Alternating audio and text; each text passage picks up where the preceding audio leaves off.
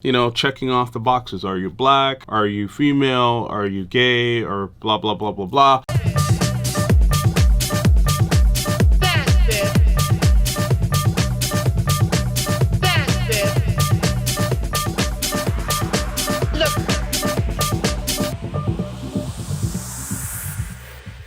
What's up, fam? It's your boy Demuir here, purveyor of all sounds underground. Thank you for joining me on my YouTube channel today, where I'll be discussing the topic of the old rules no longer applying. And I'll get into that a bit in terms of what I mean by that. But before we jump into things, be sure to subscribe and hit like, and more importantly, hit the notifications bell to stay in touch with the new videos that we have up and coming. And also comment if you got a point on this one. All right, so let's jump right into this one with the old rules no longer applying. I posted a tweet about this in response to all this, I guess, adoration and crazy, support of Skrillex releasing 2 albums. And not that I'm hating on Skrillex at all. I think it's great that he has actually done this. But it just reminded me of all of these stupid rules that we have in the underground electronic music industry. And I think it stems from the fact that this industry tends to want to act like they're majors in the sense of popular music, and putting forward as a result those similar strategies or tactics that have worked for those larger labels. But we're living in a time now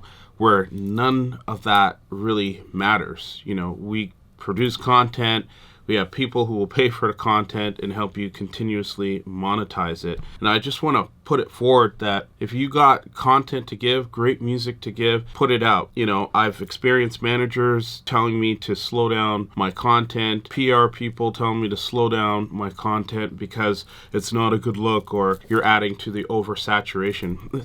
Frankly, oversaturation has been in play ever since Apple discovered a way to digitize the music and monetize it over iPods. So it is what it is, and I think the old rules are just completely vanished at this point, especially with the advent of AI upon us right now. All right, so point number 1. The reason why I feel this way, first and foremost, is that it definitely is a time of it being your audience, your circus. People will come to where you are if your content is great, or they identify with it, or it helps them in their day-to-day lives and helps be a part of their own expression. We're living in a time where people are updating weekly playlists, and in some cases, more extreme, their playlist is updated on a daily basis, and you can be a part of that journey as an artist. So it's your audience, your circus. All right, and point number 2, it's technology is enabling a lot of things that a number of artists previously wish they would have had back in their time when they're developing songs, or what we would call content today, along with videos and the visual around this. We have this today. Technology platforms like Patreon, I could go as far as Noodle, and as well as just the normal day-to-day stuff, Bandcamp, where they're allowing people to stream music independently and pay those artists direct. So the technology is here today to allow for this. So the old rules simply just don't have a chance anymore. And point number 3, there are some political things at play here. And what I mean by this is, ever since we've been in lockdown and had the pandemic and experienced George Floyd and Black Lives Matter, a lot of people in this industry had to rethink what their lineups look like, what sort of messages are they sending in terms of the types of artists they sign, and also being very, aware of gender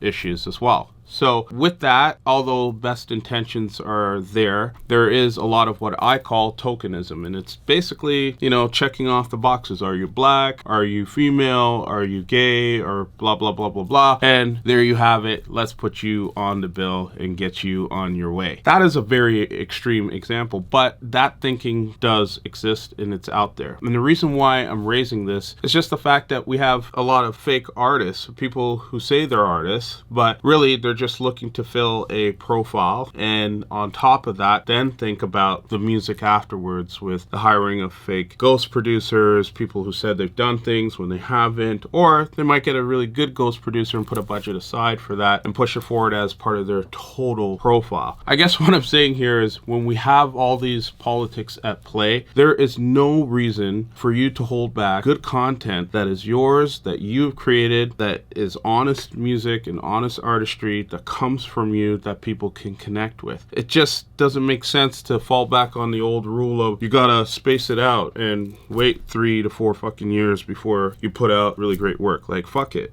If you got 2 albums worth of content that people love and enjoy and have demonstrated that they connect and love and enjoy your music through all your previous releases, put that shit out. When you're dealing with the barrage of all these other politics and other political things at play, just move on. Let's get it done. Push forward and push through it. All right, and point number 4 is the whole point of saturation, which came up in my last point. But hear me out on this one. Because we have so much music available, essentially ubiquitous, very easy to access anywhere at any time, it really drives home the point of a time we're living in where it's truly come down to either great, good, or bad music. And it just follows in those 3 buckets. That's just the way it is. With saturation just comes a lot of mediocrity and a lot of worry. And some people think that they need to be extra cool to say, you know what, I'm only going to put out 1 or 2 really great, or what in their opinion is really great tracks to show that I'm cool and I'm way above the masses of saturation. But my whole point on this is that this distinction is already happening via saturation. If people want to connect to your music, and once they do connect to your music, they will continue to find what else you got and stay connected to you. Especially with all the previous points I mentioned, especially around technology, making it readily available and easy for people to do so. So I think the fact that we have so much saturation allows very key distinctions in great, good, or bad music. And that's all there is. All right, and last but not least is point number 5 being that all of your content is an asset at the end of the day. It really doesn't matter. It's up to you to choose how you want to go about monetizing that. And I'm at the point, and even through this conversation that I've had with many people from my tweet recently about, pushing out your content whenever inspiration hits you and if you feel it's great, it's shown to me that most of us are on the same page with respects to this. And people will just find you where you're at as an artist and connect and support your music if they feel that it's an enhancement to their lives, to their DJ sets, to their mixes, whatever it is.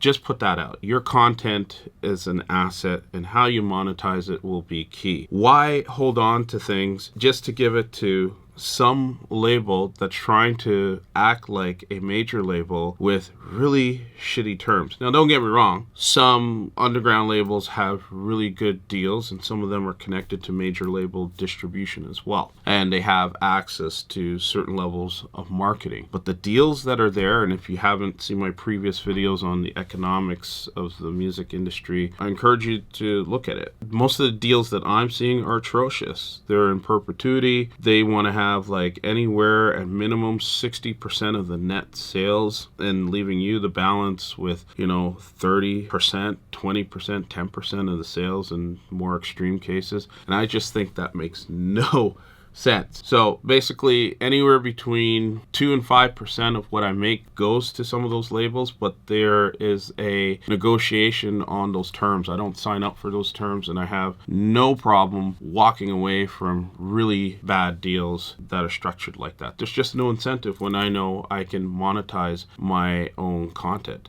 It's an asset. So why are we here having these dumb conversations with whether it's managers or certain PR people that think you should space out your content and do it this way when it doesn't even benefit you as an artist? There's like zero correlation to, your music, to how many gigs you get. Some of it is a lot of marketing savvy in addition to good music. And I've always said the music is just the invitation to the party. But if you are the one that is creating that music, that is the foundation of this industry and that many different people benefit from, you should be the first person to benefit. Like, at a minimum, I enjoy seeing every day money from my Bandcamp going into my PayPal as a result of content I created. And that's just one income stream in addition to the others that I have set up. So, I don't want to be rambling on this one, but I do think it's important that as artists, we seriously reevaluate how we're giving away our content and putting first and foremost in the forefront how we monetize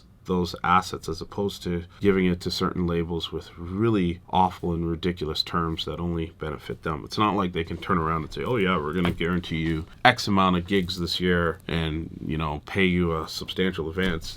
If anything, they're not paying you anything, and they just want to hold on to the content and own it and use it to their advantage, which is to monetize the asset. So as the creator of that asset, that should be you in the forefront, monetizing it as such. Anyways, I'm going to stop there. Those are my thoughts on why the old rules no longer apply. I love to hear your feedback and comments on this one. It's a really juicy topic I've been having a lot with different people in the industry, so I'd love to hear what you got to say. I usually join the conversation within 48 hours of posting these videos. So let me know what's up, and if you don't want to stop here, you can join my Discord channel absolutely for free. The link is in the comments below.